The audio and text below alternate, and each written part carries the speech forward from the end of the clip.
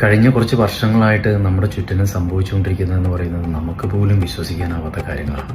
Becky കൂടെ വന്നിട്ട് hug ചെയ്യാറുണ്ട്. ഒരു വലിയ നടനാ. അപ്പൊ നമ്മളിങ്ങനെ പെട്ടെന്ന് കയറി പിടിക്കുമ്പോ നമ്മൾ മനുഷ്യനാണ്, പേടിച്ചു പോകും. ഞാൻ പേടിച്ചു, ഭയന്നു, കരഞ്ഞു. സ്വാഭാവികമായിട്ടും ഈ ഹിന്റ് എല്ലാം കൂടി കൂട്ടിച്ചേർത്ത് നമ്മൾ എത്തുന്ന ആരിലേക്കാണ്? ജയസൂര്യയിലേക്കാണ്.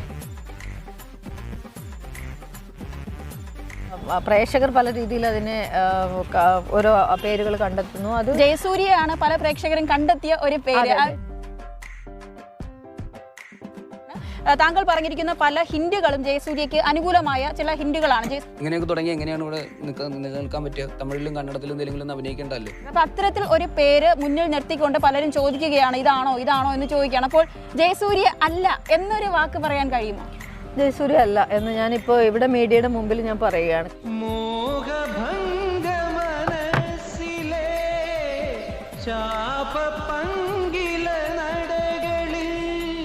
എനിക്ക് പരാതി ഇല്ലാത്തടത്തോളം ഈ പേരിന് പ്രസക്തിയില്ല. അല്ല ചേച്ചി, പരാതി ഇല്ലാന്നുണ്ടെങ്കിൽ പിന്നെ എന്തിനാണ് ഈ ആരോപണം ഉന്നയിക്കാൻ നിൽക്കുന്നത്? ഈ ഒരു ഹേമ കമ്മീഷൻ റിപ്പോർട്ട് പുറത്തു വന്ന പശ്ചാത്തലത്തിൽ ഷൈൻ ചെയ്യാൻ വേണ്ടിട്ടോ. കുറച്ചു പേരെ എല്ലാ കാലത്തും പറ്റിക്കാം, എല്ലാരെയും കുറച്ചു കാലത്തേക്കും പറ്റിക്കാം. പക്ഷേ എല്ലാരെയും എല്ലാ കാലത്തും പറ്റിക്കാൻ പറ്റില്ല. പിന്നെ അതിന്റെ ഇടയിൽ കൂടെ ജയസൂര്യല്ലേ തന്നെ കാര്യം പിടിച്ച് നടന്ന് നിങ്ങൾ പറഞ്ഞല്ലോ.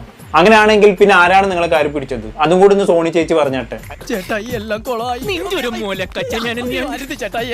അല്ലെ, നിങ്ങൾ തന്ന ഹിന്റ് വെച്ച് 2013 തൊടുപുഴയിൽ ചിത്രീകരണം നടന്ന പടം എന്ന് പറഞ്ഞ പിഗ്മാൻ ആണ്. അതിൽ അഭിനയിച്ച ജയസൂര്യാണ്. അതല്ലാതെ വേറെ ഏതെങ്കിലും ഒരു പടം നിങ്ങൾ പറഞ്ഞാട്ടെ. സംഭവം ജയസൂര്യനാണ്, പക്ഷെ കള്ളി പുറത്തായിന്ന് കണ്ടപ്പോ പുള്ളിക്കാരി നൈസായിട്ട് ട്രാക്ക് മാറ്റി, ജയസൂര്യ ഇല്ലാന്നാക്കി.